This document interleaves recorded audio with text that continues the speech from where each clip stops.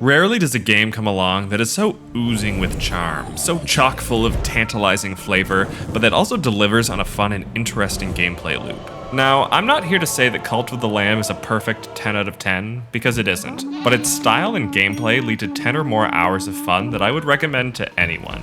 This game has been pretty popular, but for those that don't know, Cult of the Lamb is basically if you took the isometric roguelike combat of Hades and the town-building sim gameplay of Stardew Valley, took the both by the head and made them kiss. Now, it doesn't do either of those things as well as the games they come from, but it does blend them surprisingly seamlessly. It's a bit of a simplified version of both that makes the game very casual and fast-paced. Let's start by talking about the biggest draw to this game, which comes from the art style and the theme. I mean, this game is so fucking cute. Just look at it. These characters have so much bounce and personality.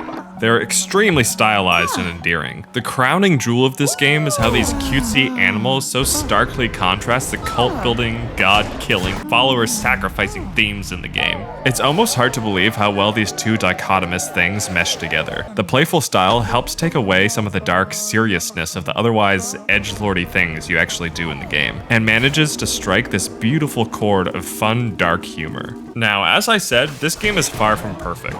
The trade-off for combining the RPG sim and roguelike gameplay styles is that neither is fully fleshed out. The combat is fairly shallow and simple. You don't get much of a sense of accomplishment from beating the bosses, and you can't really challenge yourself.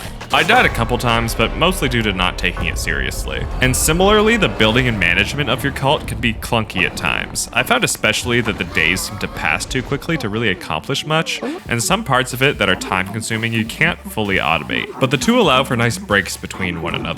It's always rewarding to come back to your camp after a run and make sure the cult is working how you want it. Interact with your followers, and once you've accomplished everything you want to, you get to go back out and get grinding in the overworld again. The game is not very challenging, and the level pacing of some of your character abilities and what you can build in your cult is a bit wonky. Some come too fast, while other parts of it come much too slowly. But I absolutely had a blast the whole time. I don't think it's often that I can say I enjoyed a game from start to finish. There are no boring slogs to get through, it's all the same loop as you slowly build up progression. It's a great game to boot up for an hour or two to get your fill.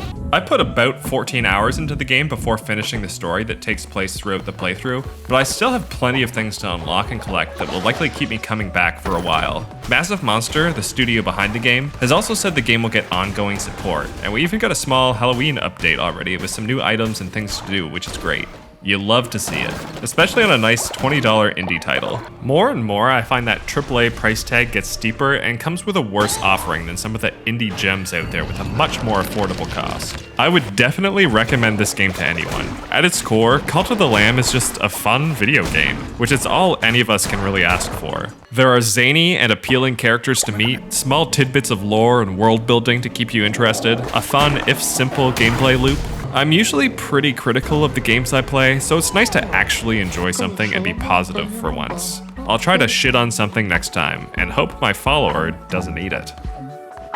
If you enjoyed this review, make sure to let me know by liking the video and subscribing, or, if you didn't like it, by disliking and deriding me in the comments. Toll that notification bell to stay up to date on new videos going up, and if you're looking for a way to support the channel, be sure to check out my shops for some cool gaming crap. The one on my website has more stuff for a better price. Links are in the description box below, and you can click here for more of my content to watch on repeat from now until the end of time. I'm Ultraviolet Arts, and I'll catch you in the next one.